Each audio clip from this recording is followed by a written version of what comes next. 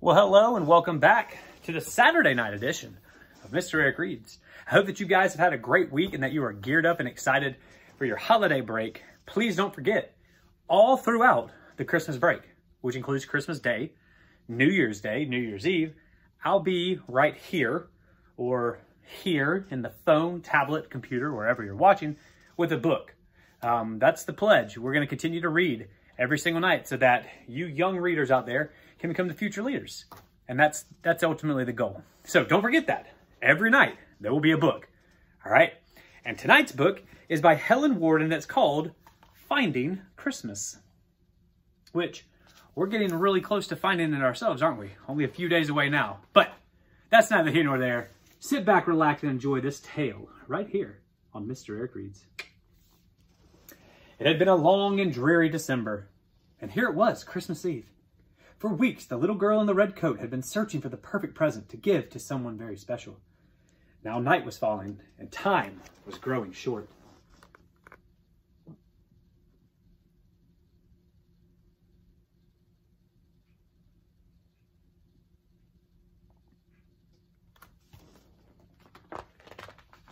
The main street was noisy and crowded. The girl stepped on, pushed and jostled, and squeezed off of the busy pavement.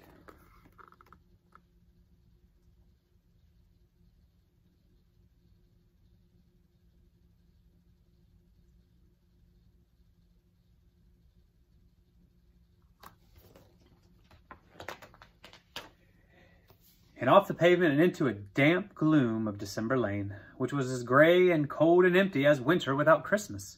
Any ordinary shopper would have turned back, but the little girl in the red coat wasn't ready to give up. Maybe, she thought, the perfect gift is just waiting to be found here in the overlooked corner.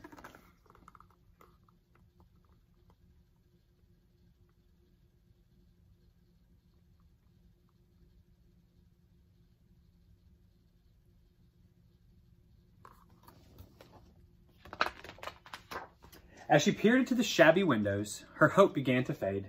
There was nothing special here, only shops full of spare parts and old teapots and dusty dead insects. She shivered and pulled her coat more tightly around her. Just as she was about to turn back, a glimmer from across the street caught her little eye.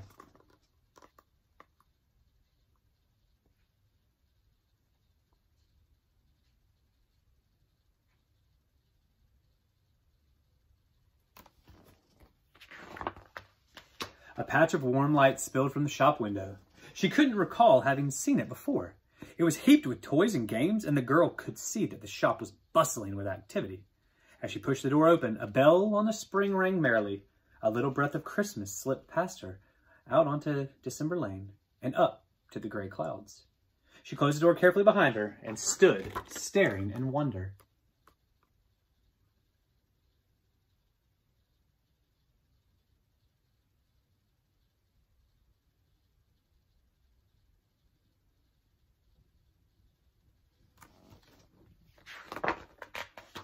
She had never seen so many toys.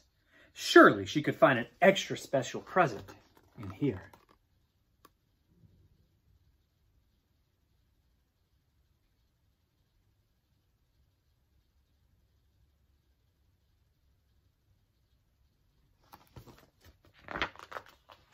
Teddy bears and model trains, books and dolls and dinosaurs were piled on high shelves and long countertops.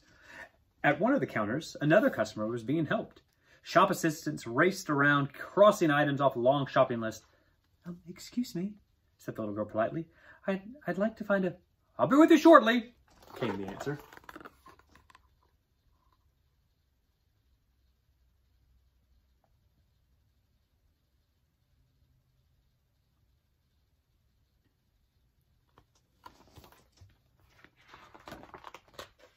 Up and down the ladders the assistants flew. The girl watched as one shelf after another became empty.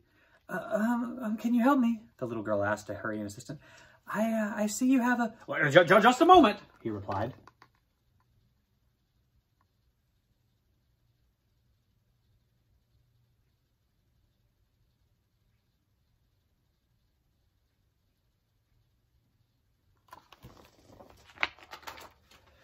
The other customer, who barely fit into his huge gray coat and well-worn hat, scooped games from the shelves and into his sack. Surely he's not going to buy everything, she thought to herself, but the passing assistant just waved a dismissive hand. The other customer looked her way as he bustled past. From under the brim of his hat, she thought she caught the wink of a kind and twinkling eye.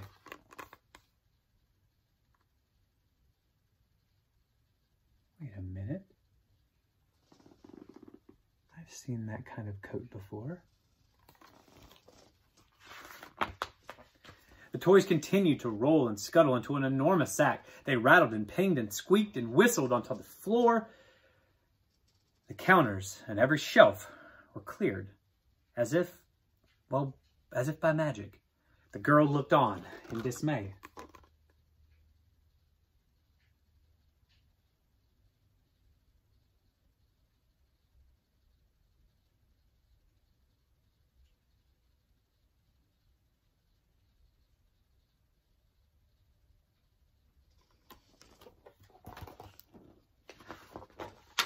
Soon the other customer was ready to leave. He tied his great big sack shut, slung it over his back, and somehow squeezed out the door, leaving just enough space for a cheerful, "Merry Christmas."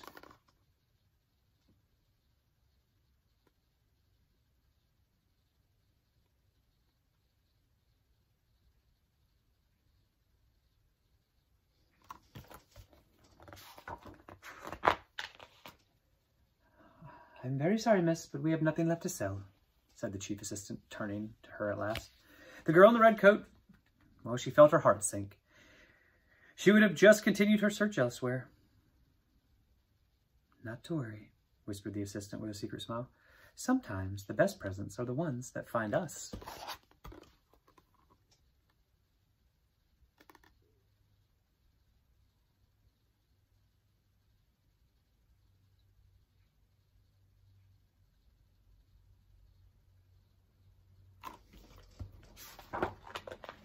The girl stepped outside and gazed up into the darkness and into the swirling snowflakes. It had been a dreary December and a dismal Christmas Eve, but the town, in its fresh white coat, looked, well, beautiful. The girl smiled at the thought of how much the special someone waiting at home would love this snow. It wasn't something that she had bought in the store, no, but it was still a gift that they could share. And as she turned toward home, the girl heard a faint, merry ring of a bell. She looked up, and something tumbled toward her out of the sky.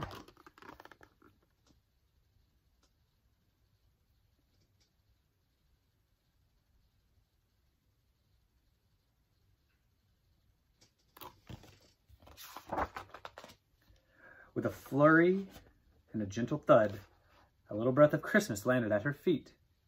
It was exactly what she'd been searching for, an extra special present.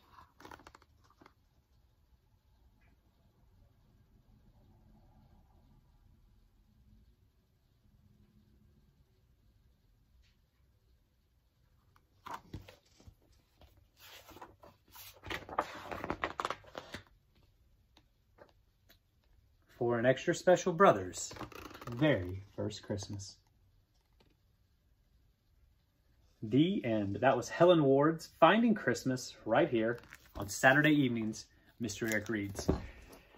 We're getting closer, guys. Please continue to enjoy the rest of your weekend. Please continue to stay safe and healthy. Please wash those hands and please practice kindness in everything that you do today, tomorrow, and until the next time, I guess, which again is tomorrow. Because we're going to read books all throughout. Just like I promised you when we started this thing over a year and a half ago. We're going to keep it going as long as we can. So, you guys have a great night. Please check in with me again tomorrow. As always, let me know if there's a book you like. I'll be happy to read it on here. Until next time, guys, Mr. Eric, signing off.